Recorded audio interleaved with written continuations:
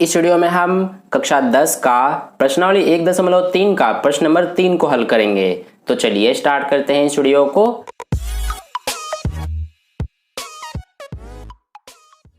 तो देखिए dear students, प्रश्न नंबर 3 में हमसे क्या कहा गया है कि सिद्ध कीजिए कि निम्नलिखित संख्याएं अपरिमेय हैं। इसमें हमें कुल 3 भाग दिए गए हैं। तो चलिए हम सबको करते हैं। इनको भी हम वैसे ही करेंगे जैसा हमने प्रश्न नंबर 1 और 2 को किया था। ठीक है, तो देखिए सबसे पहले हमें पहले भाग में क्या दिया गया है। इसमें हमें दिया गया है 1/√2। इसको हमें एक अपरिमेय संख्या सिद्ध करने के लिए कहा गया है। तो देखिए ये हम कैसे करेंगे। सबसे पहले हम क्या करेंगे कि मान लेंगे कि 1/√2 एक परिमेय संख्या है। ठीक है, फिर बाद में हम लास्ट में अपनी ही कल्पना को गलत सिद्ध करेंगे और इस तरह से हमारा सिद्ध हो जाएगा कि 1/√2 हमारा एक अपरिमेय संख्या ही है। तो यहां पर सबसे पहले हम क्या लिखेंगे कि माना 1/√2 एक परिमेय संख्या है। ठीक है, अब देखिए अगर हमारा 1/√2 एक परिमेय संख्या है, इसलिए हम 1/√2 को इस तरह से a/b के रूप में लिख सकते हैं, जहां पर हमारा a और b सह अभाज्य पूर्णांक हैं तथा b बराबर नहीं है 0 के। इसको भी यहां पर हम लिख लेंगे। ठीक है, तो इस तरह से हमने ये लिख लिया। अब देखिए आगे यहां पर क्योंकि हमारा 1/√2 बराबर a/b है, तो यहां पर हम क्या करेंगे कि b को एक तरफ रखेंगे और बाकी सबको दूसरी तरफ। तो ये हमारा b बराबर क्या हो जाएगा यहां पर √2a। ये हमारा कैसे आया है, देखिए हमने यहां पर क्रॉस मल्टीप्लाई किया है। b का 1 से गुणा किया तो b आ गया और √2 का a से किया तो √2a आ गया। ठीक है, अब यहां पर हम क्या करेंगे कि दोनों तरफ वर्ग करेंगे। तो यहां पर हम लिखेंगे सबसे पहले कि दोनों तरफ वर्ग करने पर।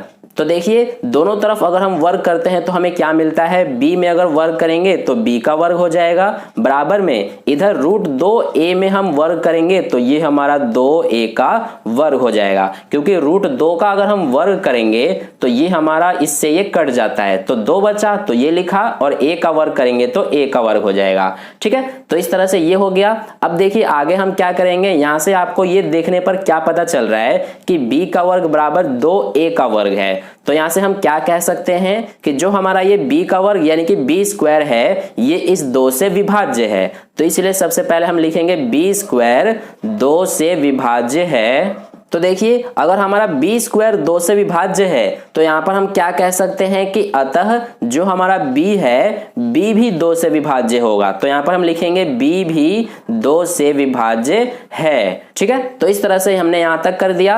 अब देखिए हम क्या करेंगे यहां पर कि सबसे पहले इसको यहां पर हम समीकरण 1 मान लेंगे और ये जो हमने यहां पर लिखा है b भी 2 से विभाज्य है, इसको हम समीकरण 2 मान लेंगे। अब देखिए यहां से हम क्या लिख सकते हैं कि जो हमारा b है b बराबर 2m लिखा जा सकता है, जहां पर जो हमारा m है, m क्या है, एक पूर्णांक है। तो यहां पर हम इस तरह से लिख देंगे कि जहां m एक पूर्णांक है। अब देखिए b बराबर हमारा 2m है, तो हम क्या करेंगे अब कि b बराबर जो 2m है यानी कि b का मान 2m जो है, इसको अब हम समीकरण 1 में रख देंगे। ठीक है, तो यहां से हम लिखेंगे कि b बराबर 2m समीकरण 1 में रखने पर। तो देखिए अगर हम यहां पर b का मान समीकरण 1 में रखते हैं तो हमें क्या प्राप्त होगा। तो देखिए हमारा समीकरण 1 ये वाला है, b का वर्ग बराबर 2a का वर्ग। तो यहां पर b हमारा ये रहा, b की जगह पे हमें क्या रखना है, 2m। तो इस b की जगह पे हम यहाँ पर 2m लिख देंगे और यहाँ पर वर्ग है तो ये हमारा हो जाएगा वर्ग,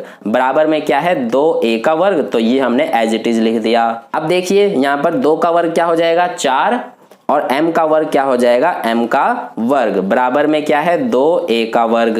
अब यहां से बाकी हम यहां पर कर लेते हैं। तो देखिए 4m का वर्ग बराबर 2a का वर्ग है, तो यहां से इसको हम सॉल्व करेंगे तो ये हमारा क्या आ जाएगा, 2m का वर्ग बराबर में a का वर्ग। क्यों, क्योंकि देखिए ये हमारा 2 इधर क्या है, a का वर्ग के साथ गुणा में है, तो जब इसको हम इधर भेजेंगे तो ये हमारा 4 के साथ इस तरह से भाग में हो जाएगा। तो ये 2 एकम 2, 2 दूना 4, 2 आ गया। यही 2 को हमने यहाँ पर लिखा हुआ है। ठीक है, और इसके साथ m का वर्ग है तो ये हमने यहाँ पर इस तरह से m का वर्ग भी लिखा हुआ है। ठीक है, तो इस तरह से यहाँ तक क्लियर है। अब देखिए इसको देखकर आपको क्या पता चल रहा है कि जो हमारा ये a का वर्ग है ये इस 2 से विभाज्य है। तो इसलिए सबसे पहले हम लिखेंगे a का वर्ग जो है ये हमारा 2 से विभाज्य है।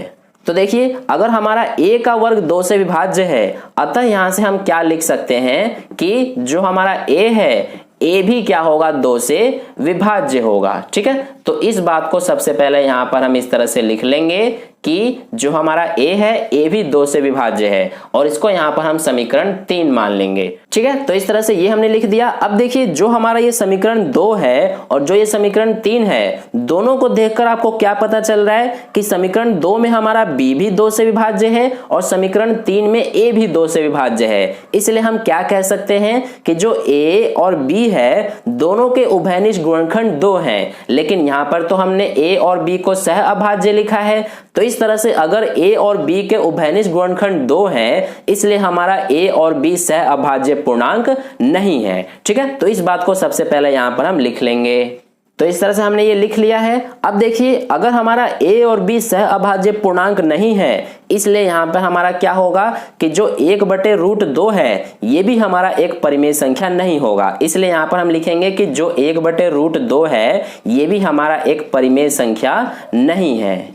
ठीक है, तो इस तरह से हमने लिखा कि इसलिए हमारा 1/√2 एक परिमेय संख्या नहीं है। अब देखिए 1/√2 हमारा एक परिमेय संख्या क्यों नहीं है, क्योंकि हमारा ए और बी सह अभाज्य पूर्णांक नहीं है।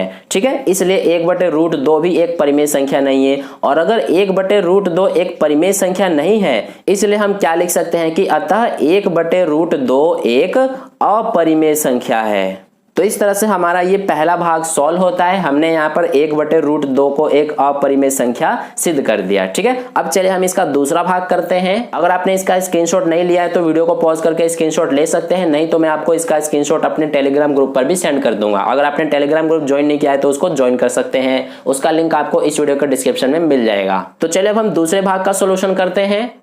तो देखिए डियर स्टूडेंट्स, दूसरे भाग में हमें दिया गया है 7√5। तो इसको हमें एक अपरिमेय संख्या सिद्ध करना है। तो इसके लिए सबसे पहले हम मान लेंगे कि हमारा जो 7√5 है, ये क्या है, एक परिमेय संख्या है। ठीक है, तो इसको सबसे पहले यहां पर हम लिख लेंगे कि माना 7√5 एक परिमेय संख्या है।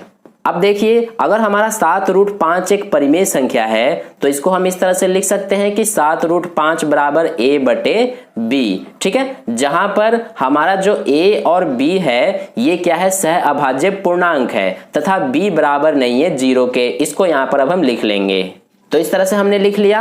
अब देखिए यहां से हम क्या करेंगे कि जो हमारा ये √5 है, इसको बराबर के एक तरफ छोड़ेंगे और 7 जो इसके साथ गुणा में है, इसको हम इधर भेज देंगे। तो ये हमारा हो जाएगा a बटे में, ये 7 इधर गुणा में है, इधर आके भाग में हो जाएगा। तो ये हमारा हो जाएगा b के साथ 7b। अब देखिए यहाँ पर जैसा कि हमें पता है कि a और b हमारे क्या है, पूर्णांक है। तो इसलिए यहाँ पर हम लिख सकते हैं कि क्योंकि a तथा b पूर्णांक है, इसलिए यहां पर हमारा क्या होगा कि जो a/7b है, यानी कि ये जो है, ये हमारा एक परिमेय संख्या होगा। तो इसको यहां पर हम लिखेंगे कि इसलिए a/7b एक परिमेय संख्या है। ठीक है, अब देखिए अगर हमारा a/7b एक परिमेय संख्या है, इसलिए जो ये √5 है, ये भी एक परिमेय संख्या होना चाहिए। तो इसको यहां पर हम लिखेंगे अब इसलिए जो हमारा √5 है, ये भी एक परिमेय संख्या है। तो इस तरह से हमने ये लिखा कि इसलिए √5 भी एक परिमेय संख्या है जो कि असत्य है,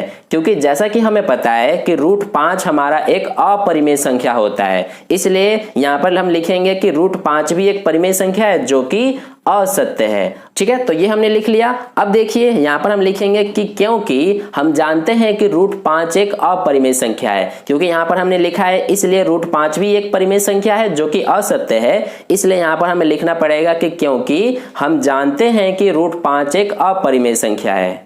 ठीक है, तो इस तरह से हमने लिख लिया। अब देखिए अगर हमारा √5 एक अपरिमेय संख्या है, तो इसलिए हमारी जो कल्पना है कि 7√5 हमारा एक परिमेय संख्या है, ये कल्पना हमारी गलत है। तो यहां पर हम लिख लेंगे कि अतः हमारी कल्पना गलत है कि 7√5 एक परिमेय संख्या है। तो इस तरह से हमने लिखा कि अतः हमारी कल्पना गलत है कि 7√5 एक परिमेय संख्या है। और अगर 7√5 एक परिमेय संख्या नहीं है, इसलिए यहां पर हमारा क्या सिद्ध हो जाता है कि 7√5 एक अपरिमेय संख्या है। ठीक है, तो इस तरह से हमारा दूसरा भाग का सॉल्यूशन कंप्लीट हुआ। अब चलिए हम तीसरा भाग का सॉल्यूशन करते हैं। तो देखिए डियर स्टूडेंट्स, तीसरे भाग में हमें दिया गया 6 + √2। इसको भी हमें एक अपरिमेय संख्या सिद्ध करना है। तो सबसे पहले हम इसको भी मान लेंगे कि 6 + √2 हमारा क्या है, एक परिमेय संख्या है। ठीक है, अब देखिए अगर हमारा 6 प्लस रूट 2 एक परिमेय संख्या है तो इसको भी हम a बटे b के रूप में लिख सकते हैं, जहां पर हम क्या लिखेंगे कि a और b सह अभाज्य पूर्णांक है तथा b बराबर नहीं है 0 के। ठीक है, तो ये हमने लिख दिया। अब देखिए यहां से हमारा क्या होगा कि जो हमारा ये रूट 2 है इसको हम बराबर के एक तरफ छोड़ेंगे और ये 6 को हम इधर लेकर जाएंगे। तो ये हमारा पहले से ही इधर a बटे b है, ये 6 इधर प्लस में है, बराबर के इधर जाएगा तो माइनस में हो जाएगा 6। ठीक है, अब इसको हम सॉल्व करेंगे सबसे पहले। तो ये हमारा रूट 2 बराबर क्या हो जाएगा, ये a माइनस है तो माइनस, इस b का 6 से गुणा करेंगे तो 6b हो जाएगा, बटे में क्या है b। यहां तक क्लियर है। अब देखिए यहां से जैसा कि हमें पता है कि a और b हमारे क्या है, पूर्णांक है, तो सबसे पहले यहां पर हम लिखेंगे कि क्योंकि a तथा b हमारे क्या है, पूर्णांक है। तो इस तरह से हमने लिखा कि क्योंकि a तथा b पूर्णांक है इसलिए यहां पर हमारा क्या होगा कि जो ये a माइनस 6b बटे में b है ये हमारा क्या होगा, एक परिमेय संख्या। अब देखिए अगर हमारा a माइनस 6b बटे में b परिमेय संख्या है तो इसलिए रूट 2 भी एक परिमेय संख्या होगा। तो यहां पर हम लिखेंगे इसलिए रूट 2 भी एक परिमेय संख्या है।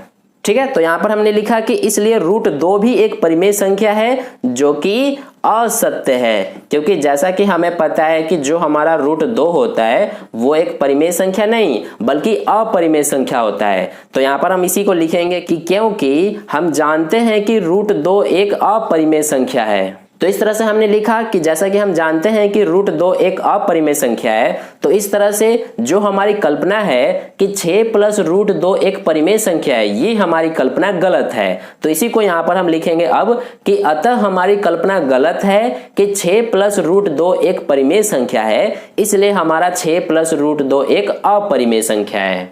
ठीक है, तो इस तरह से हमारा यह सिद्ध हो जाता है कि 6 प्लस रूट 2 एक परिमेय संख्या नहीं बल्कि अपरिमेय संख्या ही है। तो इस तरह से हमारा प्रश्न नंबर 3 का हल कंप्लीट हुआ। अगर आपको वीडियो अच्छा लगा है तो लाइक कर देना, अपने दोस्तों के साथ शेयर कर देना, और पहली बार वीडियो को देख रहे हो तो चैनल को सब्सक्राइब करके बगल में जो बेल आइकन आता है उस पर ऑल वाले पे क्लिक कर लेना, ताकि नेक्स्ट वीडियो जैसे ही अपलोड की जाए उसका नोटिफिकेशन सबसे पहले आपको मिल जाए। तो फिर मिलते हैं नेक्स्ट वीडियो में। धन्यवाद।